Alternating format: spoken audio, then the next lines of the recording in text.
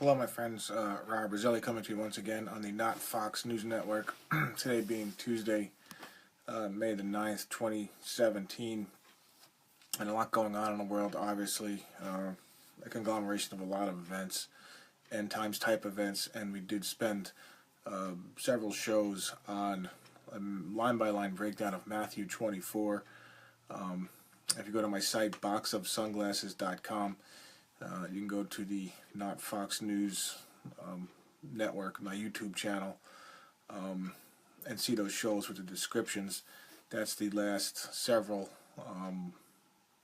throughout April. I don't know the exact dates off the top of my head, but it's a line-by-line breakdown of Matthew 24, the proper breakdown, the discussion on stone temples, okay, the real meaning and tribulation, and this sort of thing. And just to review that real quickly, so you can see the same people that have been around since Jesus' time, since the Olivet Discourse, okay, which is Matthew 24. So the name for Matthew 24, the stone temples. Remember, we've talked about this at length right here in Mystery Babylon, USA. The stone temple built by J.P. Morgan and friends. Okay, the same stone temple here at the all-seeing eye of Apollo, or Apollyon, or Osiris, right here above the unfinished pyramid. Okay, that along with such things as the lost symbol right here. Okay, right in the front page of the U.S. News and World Report, secrets of the lost symbol. Okay, so it's all synonymous. It all surrounds us. Okay, it's much bigger than Trump or any of this nonsense you might be hearing on Fox News. Okay, and of course, remember this example of stone temple, what's known as the Invisible College. Okay, the predecessor to the British, the Royal Society. Okay, which in turn gave us the British Roundtable groups, which gave us our very own, the whole Rothschild, Rockefeller clan, the Council on Foreign Relations, your Oxford, Harvard, military-industrial complex, your Bilderberg Group, etc., etc. Okay, remember we discussed this. We've discussed this at length. Okay, there's also this information is on my website. Again, it's boxofsunglasses.com. You got your rose plus your cross, your male plus your female, your Osiris, who's all-seeing eye we just mentioned, and your female, your four kingdoms of nature, your 4 points of the cross, the rose plus the cross, the Rosicrucians, Robert Christian. Okay, going through this very quickly. Robert Christian, who gave us the anti-Ten Commandments of the Georgia Guidestones, directly related to the Skull and Bones crowd, the American Illuminati, the 322, all being implemented by the United Nations. Okay, again, right here, and the only candidate for Mystery Babylon, that being New York City, is the focal point of all this that we're having. Okay, just getting back to this real quick, don't forget, you got little baby Lucifer flying around up here, 16-18, the golden ratio, okay, which we've discussed at length also. And don't forget, the golden ratio representing the year 1.618, okay. And what do we see right here? Phi, which is 0.618, or the inverse of the golden ratio. Okay, right here on the Rothschild Economist magazine in 1988, the 10, the corn, okay, synonymous with the corn god Osiris, okay, the phoenix rising from the ashes of the world and U.S. economy, okay, the 10, which I'm sure has a connection to the 10 kingdoms of Revelation, which we're not going to get into tonight because we're going to be talking about the 2 witnesses of Revelation and how wrong so many of the so-called prophets of God really are in that whole interpretation. But we'll get to that in a minute. This is just a very quick review, but the reason this is important, but this is happening right now. Okay, so you got 0.618 or Phi, and they say 30 years, and this is 1988, so the year 2018, remember what we talked about, which the year 2018 to the Freemason, Illuminati, Rosicrucian crowd is really the year 6018. Okay, because remember, to the Freemasons, history started in the year 4000 BC. So 4000 plus 2018 gives you 2018, or excuse me, 6018, or 0.618. You don't count zeros in numerology, okay? So exactly 400 years to the day of, let's just go back again to this date right here, 1618, above the Invisible College, little baby Lucifer flying around here. Okay, you got the devil worshiping Rothschild with their Rockefeller, Soros, Kissinger, Okay, J.P. Morgan underlings, bringing about the phoenix rising out of the ashes 400 years to the day, or the other golden ratio year of 0.618, or the inverse of 1.618. And we talked about Robert Christian and the connections to Osiris and the number 14, okay, the 13 rows in the pyramid, okay, of the below the all-seeing eye that we just looked at on the back of your very own Federal Reserve notes, and of course the 14th row being the all-seeing eye of Osiris. And if you go back, remember what we talked about, 1604 was the supposed resurrection of one Robert Christian, and you add 14 to that, you come up with the golden ratio year of 1.618. And don't forget that the Freemasons, their god, which is pretty much Satan / Apollo or Apollyon, their sidekicks, and I don't want to go off on a mythology lesson right now, but be that as it may, those two together give us the 1.618. And don't forget the base of the Great Pyramid in Egypt. If you set the hypotenuse to 1.0, okay, the base is 0.618, and the vertical, okay, so happens to be pi over 4, 0.785, okay, and I prove that mathematically on my site, and again, that's boxofsunglasses.com, and you can read about that under the Robert Christian page, and there's a whole link on there about ancient Egypt and the numbers, okay, and just to show you very quickly, okay, this is like a 30-page PDF right here. This is a book in and of itself, as are many of my links, okay, I illustrate that right here. If I'll just try and find it real quick. Talks about the golden ratio and pi and this whole thing. Within this link is a representation of the Great Pyramid of Giza. Okay, there it is right there. Mathematically, okay, on that link, 0.618. It's probably backwards. You set the hypotenuse to 0, you get pi over 4, you get 0.618 in the base. Now this is a mathematical reproduction of the Great Pyramid of Giza, okay, in Egypt, land of the Pharaoh, Book of Exodus, okay. So hopefully these connections, you're starting to make these connections now, okay, and it's got nothing to do with some stupid comic book antichrist, that's going to revive in some rebuilt Jerusalem temple or some other nonsense, okay. This is much, much bigger than the comic book nonsense you may be accustomed to hearing, okay. It has everything to do with the rapidly date of reckoning to this debt-based scam, this paper printing debt-based scam known as the U.S. economy, okay, that mathematically it has to crash, okay, no matter what the stupid doctorate level morons at Harvard and the Rockefeller founded University of Chicago, and that's a whole other hour or 2 hour show we can do just talking about the Rockefellers and what they've done to the banking, media, and education complex in this country, going back to the foundation of like the Rockefeller, all the research groups, the Rockefeller Foundation, they're called philanthropists by the very freaking neoliberal, neocon, psychopathic, stupid newspapers that they founded, like the New York Times or U.S. News and World Report, okay? Magazines, garbage like this, Life magazine, that the Rockefellers, one of their underlings, owns. They're known as philanthropists, okay, for founding the very economic schools that feed us this line of bull shit, and pass it off as some kind of legitimate news and economic news, okay. So I don't want to go off on that tangent, but they're all part of this, again, this Rothschild banking complex, okay. But the point is that mathematically it has to fail, okay.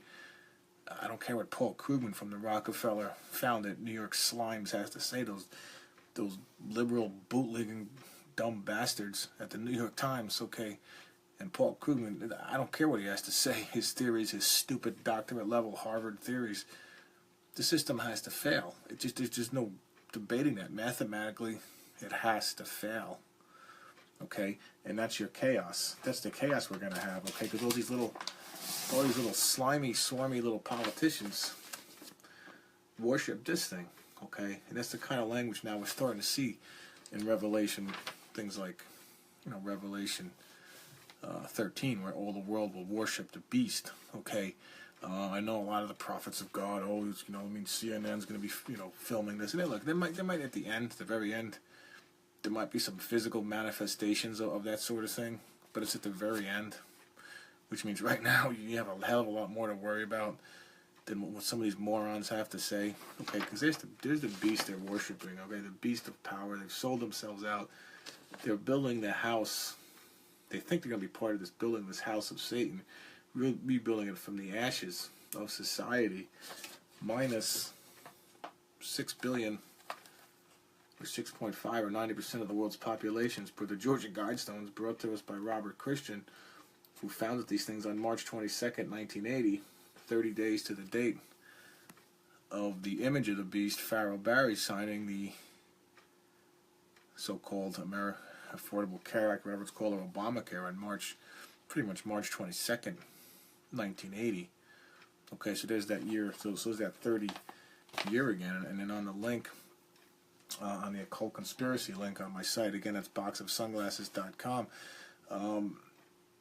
you can read about the Rosicrucians and their healthcare plan and their desire to take over the world's sanitariums, and this sort of thing. So this numerology is, and this gamesmanship is happening all around us. Okay, so the asswipes on Fox News, the mimbos and the bimbos get on there with their painted on dresses, and they're crossing their legs, barely covering their private parts, and pass themselves off as legitimate news organizations, talking about nonsense. Okay, but none of this ever makes the news.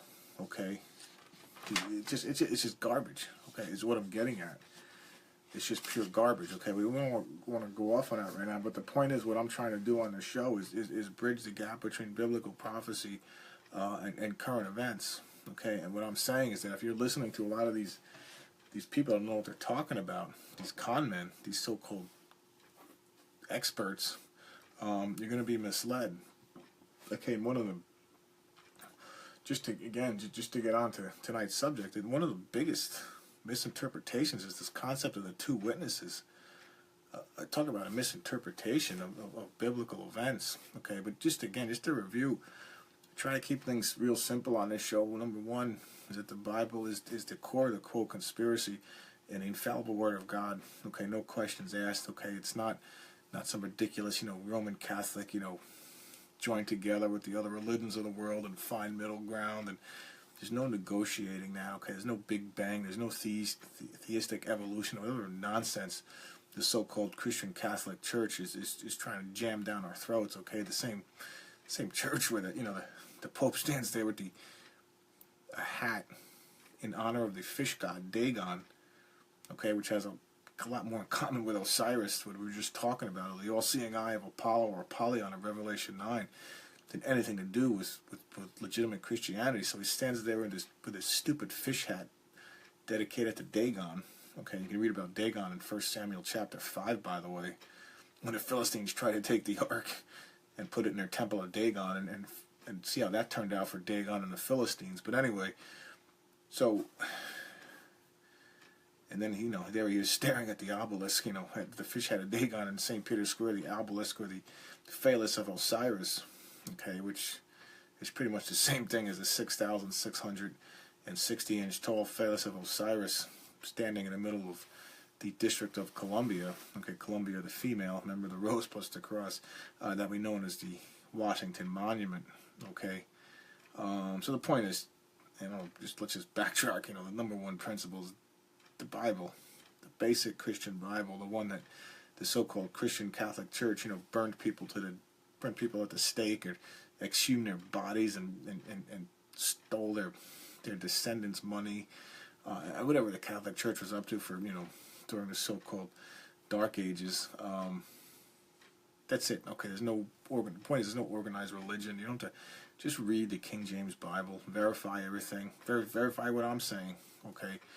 That's principle number one. Principle number two is Israel, as we've stated, is not God's chosen people. Okay, they gave up that honor of being chosen way back in the Old Testament, and I would say that thematically, the point of the Old Testament is how Israel basically hoarded themselves with all the religions that surrounded them, like the Philistines and the Canaanites, the Amorites, okay, and all these other pagan religions. Okay, so for these boobs to get on there and say that, Israel is God's chosen people and we must stand with Israel. It's just nonsense.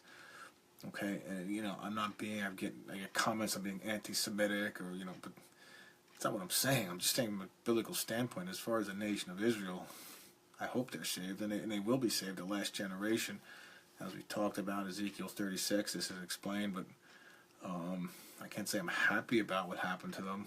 I respect the nation, but I'm just talking from a biblical standpoint. Those statements, okay, that's just what the Bible says. I can't. I don't control that. Okay, that's number 2, and number 3 segues into the there's no doubt. Okay, so if Israel, at least for the time being, the Middle East is not the focal point of end times events, then the only candidate that's left is the United States or Mystery Babylon. Okay, it may not seem like that way right now, but we will be at the focal point of end times events, and it's not a good thing. Okay, it's a sudden destruction, and we're going to get to that in a second. But the United States is ripe for judgment. Okay, so we are the Mystery Babylon, and that's laid out line by line on the Mystery Babylon USA link on my website. And again, and don't forget the 2 books that are available. I don't advertise. Okay, I don't ask for donations. Is this Pleased to Meet You? Okay, that's available. The links through to Amazon. Okay, which basically tries to explain the conspiracy from a conversational standpoint between a Satan character, we should probably spend some time on at some point, whose name I took right from Lucifer's publishing company, right at the United Nations.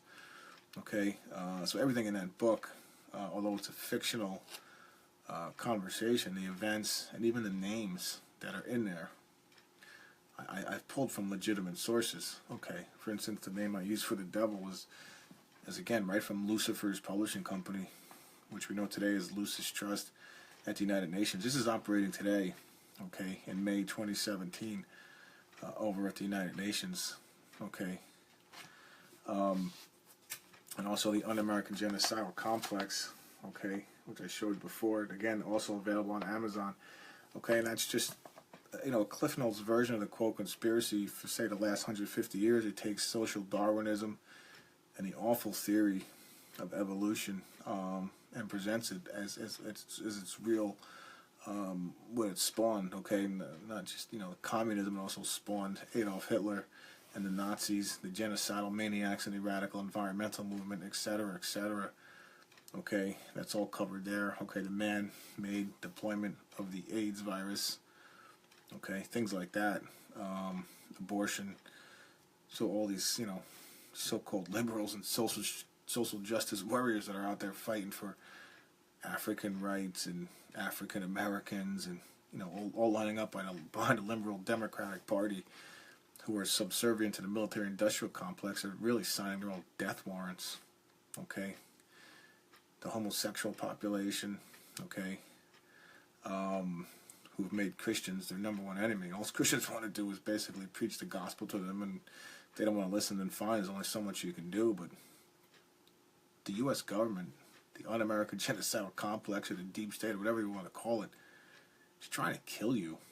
Okay, between the AIDS virus, which they've already done, and importing hundreds of thousands of so-called religion of peace maniacs that will have you thrown off buildings. Anyway, I don't want to go off on that tangent right now, but that's all covered in the Un-American Genocidal Complex, and not to mention, the Negro Project, which was an Adolf Hitler favorite, founded by a marvelous woman by the name of Margaret Sanger, which used to be known as the American Birth Control League, but obviously when it became apparent that the American Birth Control League and Adolf Hitler were kind of best buddies, they had to kind of repackage the whole image and rename the thing, and the name they chose, of course, is Planned Parenthood. Okay, that's all covered in the Un-American Genocidal Complex. Again, stuff you won't get on Fox News. And then, of course, my first book, is available as a PDF download, and you're on the honor system for this one. Okay, there's probably 4 or 5 books of information jammed into this. Okay, but I can't afford publishing costs. I'm not Stephen King. Okay, so there's a lot of information jammed into that, as well as the rest of the site. Again, that's boxofsunglasses.com. But let's let's just talk. Let's just go through the concept of the two witnesses real quick. Okay, in Revelation, this is Revelation 11. Okay, and it says here, and I will give power unto my two witnesses, and they shall prophesy 1,260 days, clothed in sackcloth. Okay.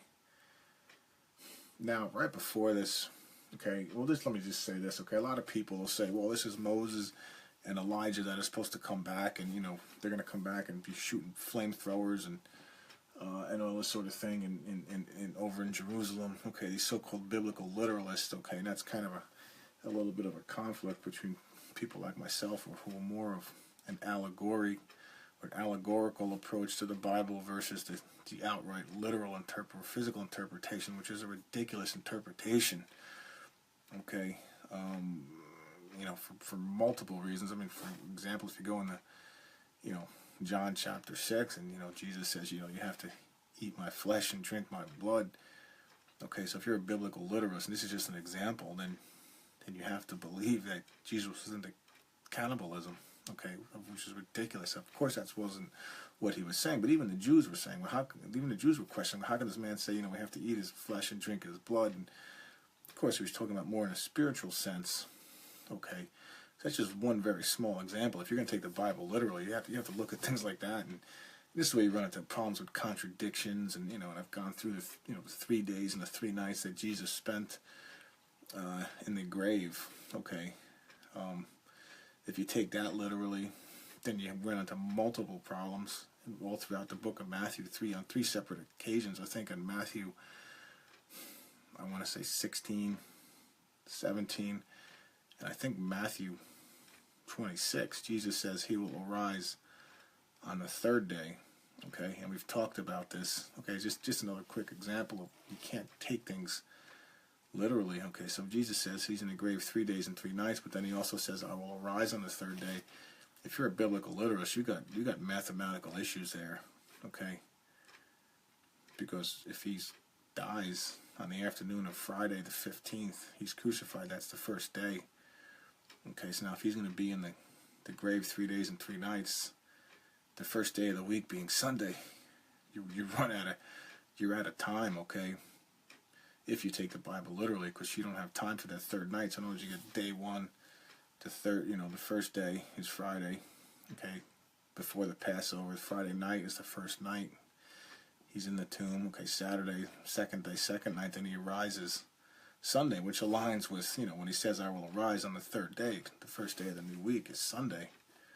Okay, but then you're short a night, okay, because you only got Friday night, Saturday night. So he said, but he also said 3 days and 3 nights in Matthew 12 that he shall be in the belly of the earth, okay, or the heart of the earth, just like Jonah was 3 days and 3 nights in the belly of the beast. So how do you reconcile that? You can't, if you're a biblical literalist, that is. But if you're more of an allegorical or figurative person, which is the proper interpretation, it's no problem at all. Okay, and actually we're going to get into that in 1 Thessalonians chapter 5. That's going to kind of rope back into this concept of the two witnesses. Okay, which again, it's not Moses and Elijah running around Jerusalem throwing flames at people. Okay, all being filmed by CNN, biblical literalists. Okay, we're going to get into that right now. Alright, so I will give power to my two witnesses, and they shall prophesy. This is Revelation 11:3. And they shall prophesy 1,260 days, clothed in sackcloth. These are the 2 olive trees and the 2 candlesticks standing before the God of the earth. And if any man will hurt them, fire proceedeth out of the mouth and devours their enemies. And if any man will hurt them, he in this manner must be killed. They have power to shut heaven that it rain not in the days of their prophecy. They have power over waters to turn them to blood, and to smite the earth with all plagues as often as they will. And when they have finished their testimony, the beast that ascendeth out of the bottomless pit shall make war against them, and shall overcome them, and kill them, and their dead bodies shall lie in the street of the great city, which is spiritually is called Sodom and Egypt, where also our Lord was crucified. Okay, and the day of the people and kindred and tongues and nations shall see their dead bodies 3 days and a half, and shall not suffer their dead bodies to be put in graves. Okay, and they that shall worship, they shall dwell on earth, shall rejoice over them and make merry, and shall send gifts to one another, because these two prophets tormented them that dwelt on the earth. Okay, so people look at this, okay, and they get into all kinds of nonsense about the rapture, and well, we got to get these two witnesses in, and then they'll say it's they look at this language and say, oh, this is Moses and Elijah returning. There's so many directions we can go right now. But then they say, the 3.5 days. Well, they have to lay there for 3.5 days. But don't forget in 2 Peter chapter 3, Peter says, the days unto the Lord is 1,000 years, and 1,000 years is unto a day. So you don't have to take those days literally. Okay, so the number one, because people read language like, they go back and they read, they have power to turn waters to blood. Now they go back to remember Moses versus Pharaoh in the Old Testament, in Exodus, okay, the first plague was, turn the Nile River to blood. So people read that, the so-called theological experts read that and say, well, that's language related to Moses. So one of these two witnesses is Moses, and of course the fire proceedeth out of their mouth, and the fire coming down from heaven, calling down fire from heaven. Well, that would be Moses calling down the hailstorm. Okay, I believe that was, I want to say, the 7th plague. Okay, the 10 plagues.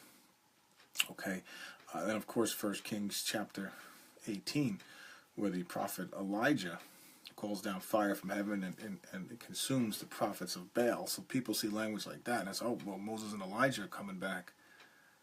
But I don't know what these people are missing, because if you read, the book of Matthew, let's try and keep it simple. Okay, my thing is, let's keep it simple. Okay, the parables, Jesus told parables. These were very, very powerful and very symbolic.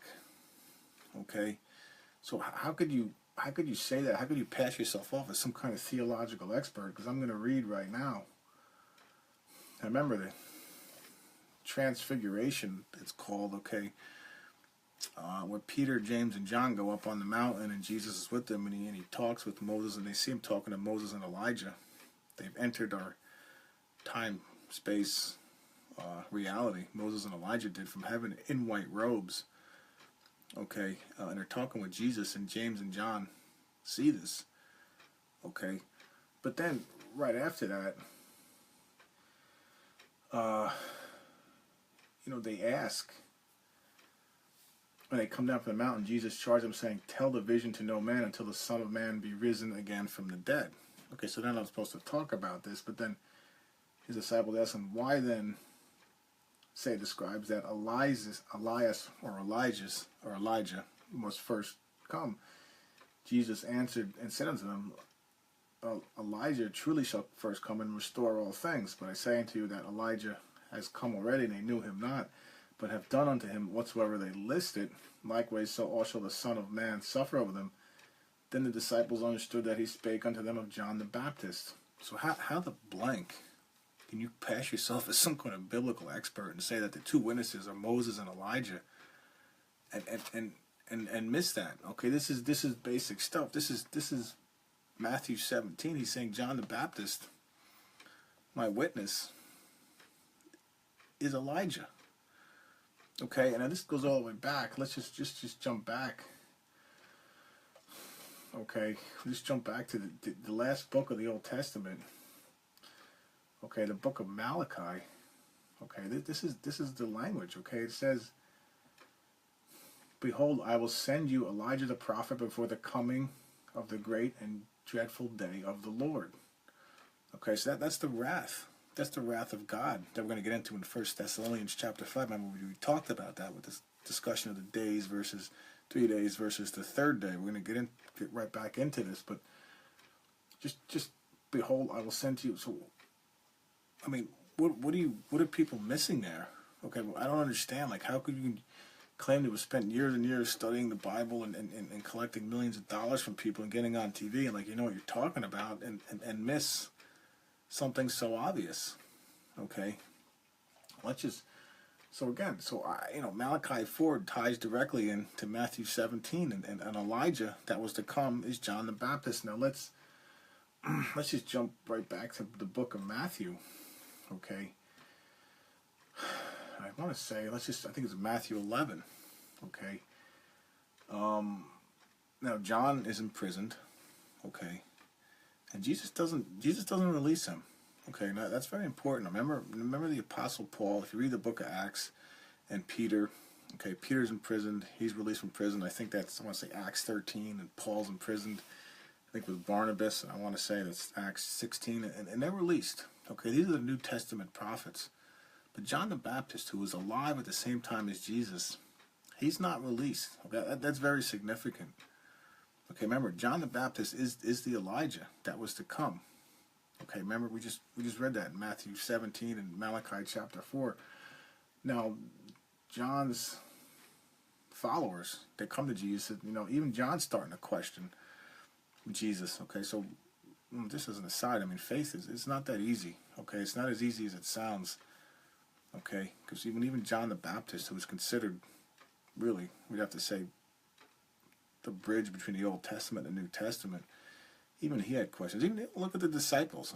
They had questions. Peter, denied Jesus 3 times. And I don't go off on a tangent right now, but Jesus said unto them, go and show John again those things which you do hear and see. The blind receive their sight, the lame walk, the lepers are cleansed, the deaf hear, the dead are raised up. That's an interesting one. Okay, if no, I'm going to go off on that right now. And the poor have the gospel preached to them, and blessed is he, whoever shall not be offended in me. And as I departed, Jesus began to say unto the multitudes concerning John, what went ye into the wilderness to see? A reed shaken with the wind? Say, but what we have to see? A man clothed in soft raiment, in other words, comfortable clothes. Behold, they that wear comfortable clothing are in kings' houses. But what went ye out to see? A prophet? Yea, I say unto you, more than a prophet, for is he of whom it is written, behold, I send my messenger before thy face, which shall prepare thy way before thee. Again, this is going right back to Malachi chapter 4. How much more obvious can it be? So how can you say that Elijah is one of these 2 witnesses of Revelation 11? It doesn't. And I say unto you, among them that are born of women, there hath not risen a greater than John the Baptist, notwithstanding he that is least in the kingdom of heaven is greater than he. This is very interesting. Okay, now again, for you biblical literalists out there, there's no answer for this. Okay, there's absolutely none. Okay. And from the days of John the Baptist until now, the kingdom of heaven suffereth violence, and the violent take it by force. For all the prophets and the law prophesied unto John. And if ye will receive it, this is Elias or Elijah, which was to come. He who has the ears, let him hear. So again, Jesus for the second time, actually this is before the account I just read in Matthew 17, but 2 times within 3 chapters of the Gospel of Matthew, the first book of the New Testament, Jesus clearly says John is the Elijah that was to come. How can you sit there and say that Elijah is going to come back? Okay? In the flesh, just to fulfill your misconception about the proper interpretation of the Bible. It just doesn't make any sense. Now,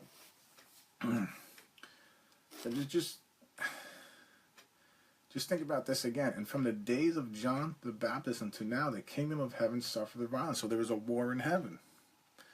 Now, where do we read about a war in heaven? Okay, going back to the book of Revelation, Revelation chapter 12. We don't want to get into that right now. And the violent take it by force. So in other words, there was a war in heaven.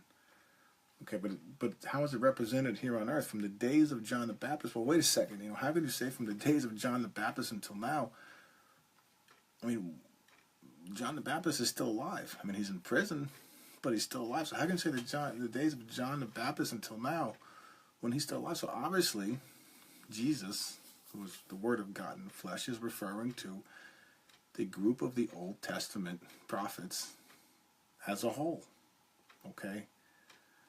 So, again, I don't, anyway. So if we go back, to the account of the 2 witnesses, now remember, it says, these are the 2 olive trees and the 2 candlesticks standing before the God of the earth. Okay? That's another interesting concept is, why does God need anything? Why does he need 2 olive trees, and why does he need 2 candlesticks? Okay, candlesticks imply candles and light, but if God is light, I mean, he's the light of the world. I mean, Jesus called himself, remember John 8, I am the light of the world, I am the true light. John chapter 1, the light came into the world, and the light was the life of men, etc., etc. Okay, why would he need candle? Why would he need anything? Okay, obviously because they're his representatives, the 2 witnesses. Okay, if you're a biblical literist, I guess you got to believe the 2 witnesses are going to transform into 2 candlesticks and just, or palm trees, and just sit there, and it doesn't make any sense, in other words. Okay, so in other words, they're representing God's light here on earth, because God doesn't need light, he is light. Okay, but so again, it's this Satan's kingdom here on earth. They're the candlesticks, they're the light on the earth. Okay, and I think it's in Zephaniah chapter 1, if I get into it right now, God says, I'm going to search Jerusalem with candles. Well, what does that mean? If he's the light of the world, and he is light, okay? And I think, remember, in Revelation, the end of Revelation 21 or 22, I can't, right off the top of my head, but it says, you're not going to need any sun in heaven, because God himself is the light, okay? So why the blank does he need light? Why does he need candlesticks? So, again, it's the light of the world, okay? It's light in darkness. You don't need candles to find your way around in the dark. Okay, what's the dark? The dark is Satan's kingdom, or this earth, or this 4-dimensional reality that we currently live in. Okay, that's this symbolic language that's at play here. Okay. And another thing that doesn't make sense, okay, now their dead bodies shall lie in the great city, which is spiritually called the Sodom and Egypt. Now it says they shall testify, right, for 1260 days, okay, which just so happens to be 42 months or moons. Don't really want to go off on that right now, but months, the moon represents Isis, or the female, the whore goddess, the whore of Babylon. Okay, so when you're talking about keeping time, it's done in months. When you're talking about things in the day or daylight, which when you get it again in 1 Thessalonians 5, you mention things of light. So it's 1200. When he talks about the olive trees, there's 2 witnesses, or the good guys, he says 1260 days. When he talks about darkness and worshiping the sun and the moon, i.e. Matthew 16, where he berates the Pharisees for worshiping the sun and the moon and the stars, and that gets into the whole ancient aliens things with, gods coming from the stars, the Anunnaki, and all this other sort of thing. Don't want to go off on that right now, but that's really what's at play here. So they're the same time quantitatively, but they represent 2 very different things. One represents darkness, or the false darkness, okay, the fake light of the moon, which represents, again, the female whore goddess, Isis, or Columbia, District of Columbia, okay, or Diana, or Gaia, the nature god, nature goddess, okay, and that sort of thing, okay. But in the day, he talks about the 2 witnesses because they represent the day. We're building towards 1 Thessalonians chapter 5, I promise you. He says 1260 days. Okay, so that's the language there. So if Jesus is going to come back suddenly, how can you sit there and say these 2 witnesses are going to sit there for 1260 days and be zapping people with flamethrowers and whatever?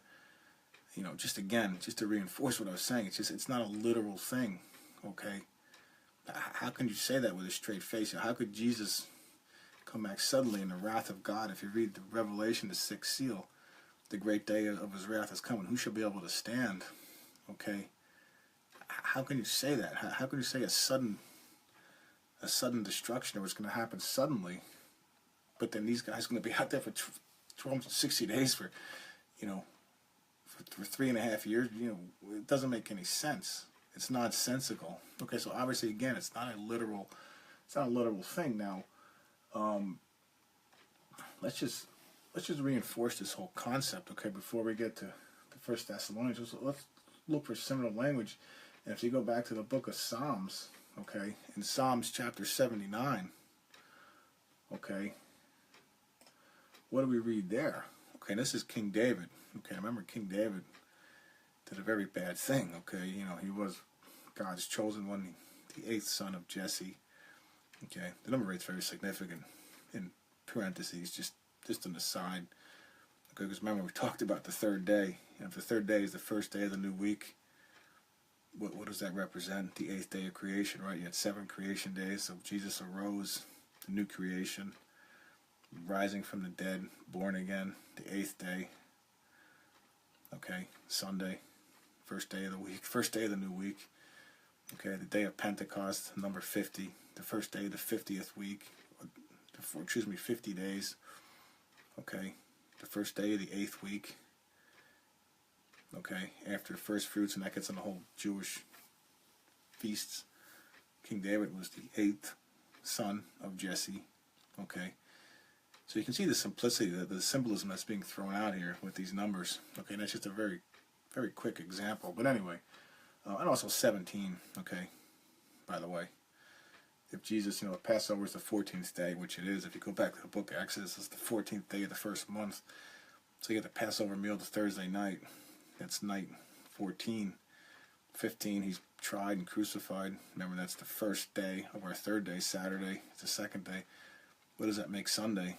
Not only the 8th day, it makes it also the 17th day. The 17 just so happens to be the 8th prime number. Okay, so you can see this when you step back and you look at things in the proper context, everything falls into place perfectly. Okay, there's no contradictions. Okay, you don't have to put up with nonsense. Okay, you can explain it. All right, but anyway, just getting back to Psalm 79. King David. This is a psalm. Oh, excuse me, Asaph. Oh God. So you have to excuse me there. King David did not. He didn't write most of the psalms. He did not write this one. Okay, a few of them are written by Solomon and a few other people. In this case, Asaph. But anyway, O God, the heathen are coming to thine inheritance. Thy holy temple have they defiled. They have laid Jerusalem on heaps. The dead bodies of thy servants have they given to be meat unto the fowls of heaven, the flesh of thy saints unto the beasts of the earth. Now, does that mean that every dead body, that means that he's saying in a figurative sense that their bodies are just thrown out on the streets, they're thrown out in the fields. Okay? Sound familiar? Okay, their blood have they shed like water round about Jerusalem, there is none to bury them. This is the exact same language we're just reading in Revelation chapter 11. Okay, we are become a reproach to our neighbors, a scorn and derision to them that are round about us. Okay, so basically what he's saying is they're killing all your prophets. They're throwing their bodies out in the streets and holding them in derision. This is the same exact language we just read about in Revelation chapter 11. Okay, this is the Old Testament. So obviously, once again, the two witnesses are the Old Testament saints, which so happen to be one and the same with the 144,000 described earlier in Revelation. I think it's Revelation chapter 5. Okay, because remember in that part, remember what it says. If you read it very carefully, it says white robes were given to the 144,000. Okay, so in other words, they had to be given white robes. Okay, and then what happens in John, he looks and all of a sudden he sees a multitude he can't number in white robes that have been washed by the blood of the Lamb. So obviously those are the New Testament believers. So you have two different groups of people there. Okay, you have one group, 144,000, that white robes are given to them, i.e. the Old Testament prophets, Moses, Elijah, Jeremiah, Isaiah, Ezekiel. Okay, all the people you read about, Elijah, Noah, Job. Okay, those make up the 144,000, which just happens to represent, which are the two witnesses. Okay, the Old Testament saints. Okay, and that language again is clearly it's clearly written here in Psalm 79. Okay, so let's just jump back to 1 Thessalonians chapter 5. Okay, and we'll kind of tie this all together. Okay. Now remember, again, this is a lot of the stuff is happening behind the scenes. Okay, in Revelation. Remember John. Okay, it's not John the Baptist now. This is the Apostle John. Okay, he's trying to describe And he's trying to break something down. And keep this in the back of your mind. Something that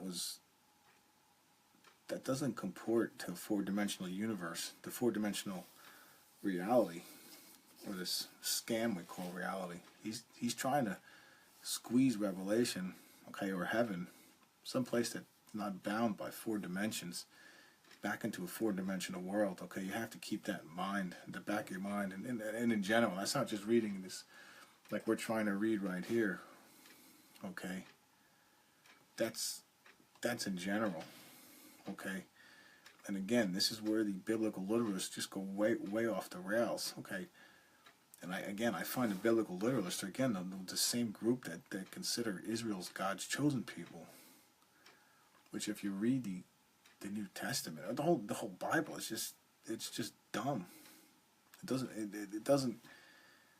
Anyway, I've gone into that enough, but. But of the times and the seasons, brethren, ye have no need that I write unto you, for you yourselves know perfectly that the day of the Lord so cometh as a thief in the night. Now keep that language in mind. Okay, well, maybe we'll almost at an hour here already. We'll conclude.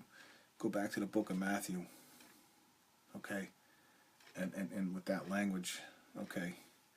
But anyway, for when they shall say peace and safety, then sudden destruction cometh upon them as travail upon a woman with child, and they shall not escape.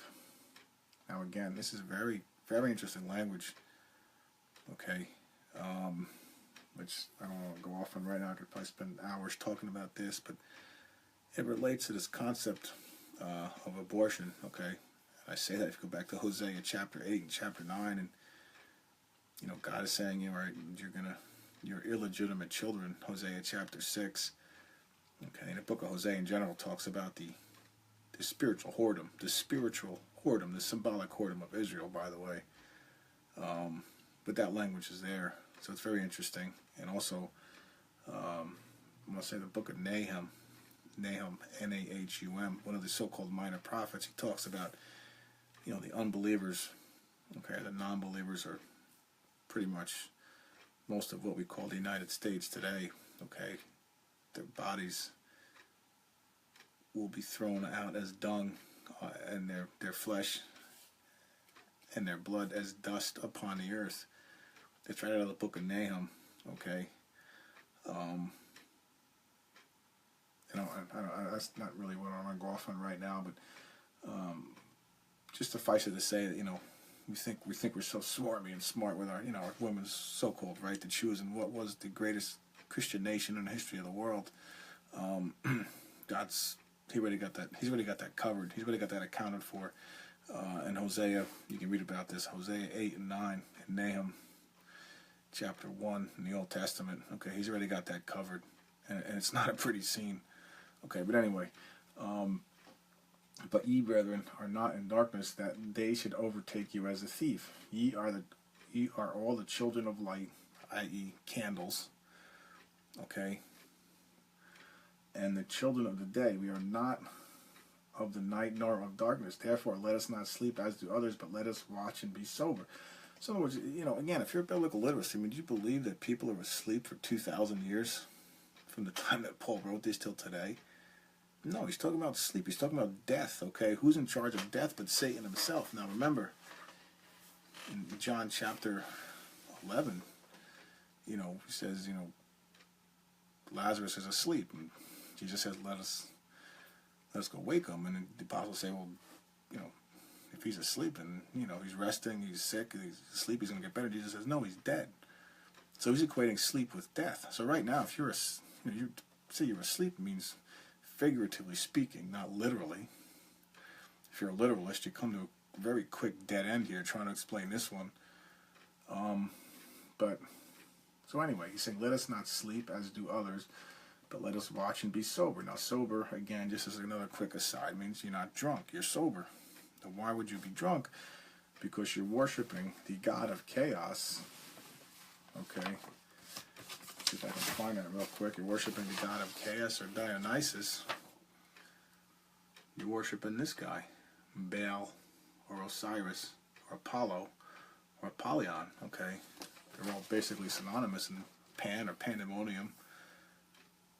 the god of wine, revelry, and chaos. Okay, so it's a much bigger picture going on here. Okay, and again, you're gonna miss it if you're listening to these bozos on some of these so-called Christian channels. You're gonna miss all of this. Okay. Therefore, let us not, for they that sleep, sleep in the night, and they that be drunken are drunken at night. And again, to them it's darkness. Satan is the kingdom of darkness. He's a king of dark. Okay, the bottomless pit. Okay. And by the way, I've talked about this in the past on the definition of what hell really is. Hell is a complete void. Okay, it's the absence of light and energy. Okay, and it's forever. All right, it's not Satan running around with a pitchfork and flames and all this other nonsense. Yeah, there's a lake of fire. There's a 5-month period, I believe, that's described in Revelation. Wrath of God and hell and all that. But after God, whose energy and light is gone, he forgets about you. As he said in the end of the book of Jeremiah, he's going to forget about you. But your deeds will not be forgotten. He also says that, so again, that contradicts itself. But how do you explain that? Well, basically, when there's no light, kingdom's in charge. Satan and his sidekick Apollo or Apollyon or Osiris or Pan or Bacchus or Dionysus or Chaos are in charge of the place. Okay, but they got no energy. They have no light, so it's just perpetual darkness forever. Okay. So anyway, for God has not appointed us to wrath. Now remember, we talked about this and going to, I want to go back over to talk about this in the line by line breakdown. When Jesus, in the Olivet Discourse, Matthew chapter 24, and Jesus talks about tribulation, and there shall be great tribulation as never was seen and never shall be again. He's talking about the wrath of God and 6 seal type stuff. Okay, the day of his wrath is coming. Who shall be able to stand? Okay, for God has not appointed us to wrath, but to obtain salvation by our Lord Jesus Christ, who died for us, that whether we wake or sleep, we should live together with him. Wherefore, comfort yourselves together and edify one another, even as also ye do. Okay, so basically, remember, sudden destruction. Okay, how can the destruction be sudden if you're going to have these 2 so-called witnesses running around Jerusalem for 3.5 years? That doesn't sound too sudden to me. Okay, doesn't sound like the kind of ambush God's talking about here, or he's talking about in Revelation chapter 6. Okay, now let's just kind of wrap this up again. Let's just go back to Matthew.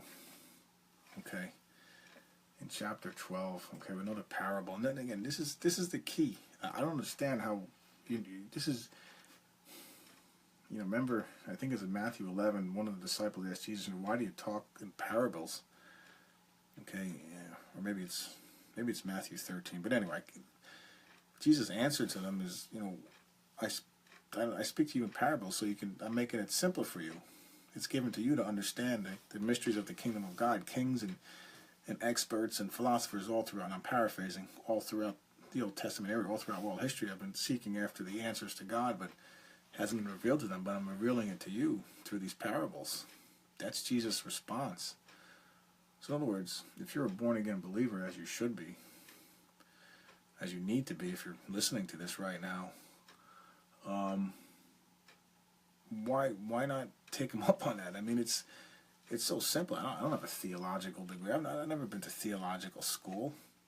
Right? I went to CCD, I went to Catholic schools, like everybody where I was from did. Okay, or most of the people, you were a good little Catholic. You went and did all your your Stations of the Cross and all this other nonsense that they made you do, confession, purgatory, all that garbage. That's not in the Bible. But why you don't have to get that complicated. As a matter of fact, getting that complicated, you get even deeper into Satan's lair. You get deeper into his nonsense. You're starting to worship the Pope with his remember with his hat represented with a fish god Dagon in front of the pillar of Osiris, or the phallus of Osiris, or the god of wine and chaos. Okay. I don't want to go off on that right now again, but anyway.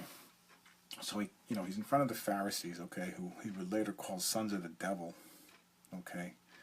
Doesn't get more obvious than that. God's chosen people. In Matthew 23, he calls them, sons of hell. In John chapter 8, he calls them sons of the children of their father, the devil. I mean, I don't know how much clearer you can be, and how stupid you have to be to, call that God's chosen people. Okay, but anyway, and basically, the Pharisees are saying, why, show, this man cast out devils by the prince of devils. So basically, God's chosen people. Think about that one real quickly, just as an aside to this so-called nonsense of Israel, physical Israel.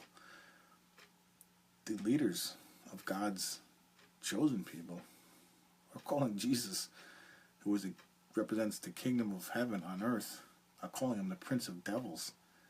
I mean, it doesn't get any worse than that. Okay, talk about your abomination of desolation. Okay, which is probably a good subject to cover on another night. Okay, we'll discuss that a little bit on the Matthew breakdown. Okay, and you can read about that again on my YouTube channel, the older videos. But anyway, but if I cast out devils by the Spirit of God, then the kingdom of God is come unto you. Or how else can one enter into a strong man's house and spoil his goods, except that he first bind the strong man, and then he will spoil his house? Okay. So, what Jesus is saying there, okay, is that Satan's the owner of this house. Satan runs the world. Okay, the house represents the world in this case. Okay, now again, we're going to go back over to Matthew 24 with that language in mind. Okay.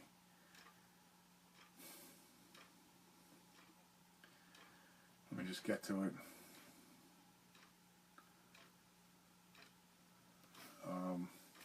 This is Matthew 24, line 43. This is towards the end of the Olivet Discourse now. But know this, that if the good man of the house had known in what watch the thief would come, he would have watched and would not have suffered his house to be broken up. Okay. So, Jesus, Matthew 12, we just said, Satan is the owner of the house, which represents the earth or his prison house. Isaiah 14 wouldn't let the open up the prison house, so your prisoners let them go. Egypt, the land of bondage. Okay. Deuteronomy 4. Okay, the 10 Commandments. But anyway, but know this, that if the good man of the house had known in what watch the thief would come, he would have watched and would not have suffered his house to be broken up. So in other words, for all these clowns out there trying to predict the exact hour, the exact day of Jesus' return, this is why they're always wrong. Okay, now you can recognize the times of the seasons. Obviously, we are in the times of the seasons. We're getting close, but nobody can give you an exact day. Okay, that's just wrong, and I can't. So what this is saying is, how can you sit there and say, as soon as these two witnesses revive themselves, if you're a biblical literalist, if you're one of these so-called people that believe in these two witnesses literally coming back to life, I mean, this is a direct contradiction of Matthew 24:43. Because wouldn't you know? So wait a second, okay, they started today, let's just say January 1st, and exactly 3.5 years from today is when the Lord's coming back. Remember, it's 260 days, then the two witnesses are going to be killed, and they're going to lay there for 3.5 days, then the rapture is going to happen. Well, then you know the exact date, don't you? Okay. So again, it's just nonsense. The whole thing is just nonsense. And the reason this is important, okay, is because if you're listening to these people who are wrong, and you're sitting around and you're waiting for all this to happen, you're waiting for something to happen, it's not going to happen. You're going to be taken by surprise. You're going to be one of these people. Okay, now just before this, you're going to be one of these people. You're going to be this evil servant. Okay, if you go read a little bit before. The Lord of that servant shall come in a day when he looketh not for him, in an hour that he is not aware of. So in other words, if you're a servant, your job right now is to save as many people as possible, knowing that it's the time, the season, it's the signs of the times. Remember, he does describe the signs of the time early in Matthew 24. Now, I don't want to rehash that whole thing. I've got several shows on this again that are posted on my YouTube channel, but what Jesus is saying is don't slack off, okay? He's calling you a wicked, and he's calling you a wicked servant, okay? He's giving up, in other words. Okay, he's saying, well, it's, I've been hearing about this, I've been hearing it, I'm done. I'm going to go get drunk and hang out and party and go back to sinning and all this sort of thing, and then it's too late. Okay, if Jesus is going to come back suddenly. Remember, it's a sudden thing, okay? And it says, in Matthew 24 concludes, and shall cut him asunder and poison him his portion with the hypocrites. There shall be weeping and gnashing of teeth. Now, weeping and gnashing of teeth, obviously, that is the great tribulation, the wrath of God, which we just read about in 1 Thessalonians chapter 5, okay? You're going to be weeping and gnashing your teeth because you know it's too late. Okay, God has revealed himself, and when he reveals himself the second time, it's game over, okay? There's no 7-year tribulation, there's no rapture coming, there's no millennial reign of Satan, okay? There's none of that. None of that makes any sense.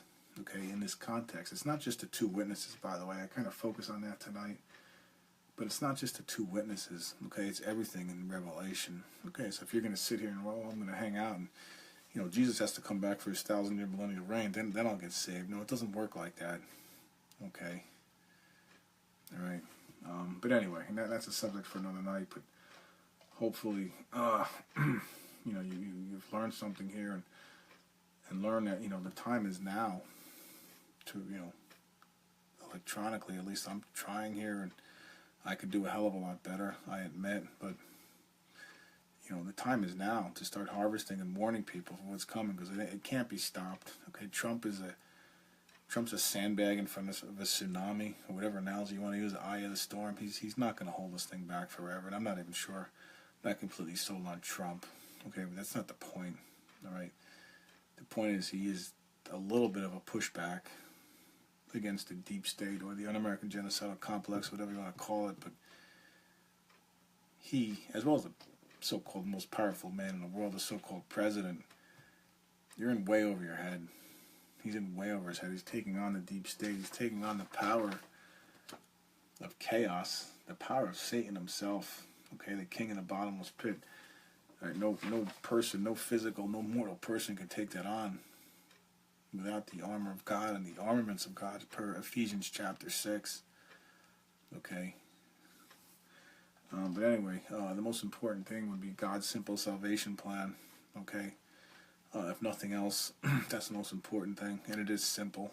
Okay. It doesn't involve water baptism. It doesn't involve going to confession. It doesn't involve getting some stupid host from a sinful human trying to pass himself off as Christ at the Last Supper, or any nonsense. All right, it's a simple salvation plan, but then you have to earn it. You have to go out and earn or create more Christians. Okay.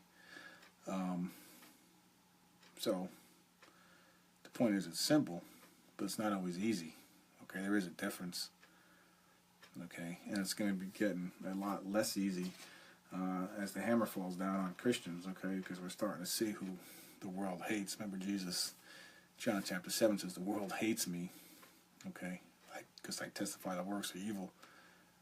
So, ironically enough, by Jesus being hated, you're seeing who the real enemy of the world is, okay, because you got Islam combining with the so-called Christian Catholic Church, with the United Nations, with all these other so-called religions of the world, the atheists, the evolutionists. Everybody's kind of ganging up against Christians. So it's starting to clarify. Things are starting to become very clear in the world. Okay. But anyway, I just conclude. I just see a comment, about something about next year. Okay, again, I'm not going to accept exact dates. Okay, but I'll just conclude with this. Okay, again, this is the Rothschild. Now, they're controlling events in the world, but Jesus is going to step in. Remember, we talked about this at the end of Matthew 24. This points to 2018. Okay, this is 1988. I don't know the exact month. Okay, I wasn't able to get the exact, but I know this is the year This was put out in 1988, and it alludes to, again, the Freemason year of 6018. Okay, at .618, which will be next year. But, you know, God's the one ultimately in charge of this whole mess, so not the Rothschilds. Okay, they may be trying to pull things off in next year, but God may let it happen. That may be the sudden destruction of 1 Thessalonians chapter 5. Okay, and I tend to think that he will let these devil-worshipping maniacs, these genocidal maniacs, think they got their plan all set in 2018, but then he's going to step in and ambush them, okay, and destroy them suddenly. And we just need to be ready for it, okay? That goes back to Isaiah 28, but we don't want to go there right now. I think we're done for tonight. Maybe we'll go back to that on a future show. But to answer that comment that I see, that's how I see it. So, yeah, 2018 would sometime, again, not set an exact date, but it would certainly seem the way events are shaping up with these impending wars and rumors of wars, and the pending economic collapse. The next year's a pretty good guess. Anyway, boxofsunglasses.com. Good night and God bless. Thursday, might have to work Thursday night, so hopefully be back here next Tuesday, a week from today, 9 p.m. Eastern Time. And again, the archives are on my site. Good night and God bless.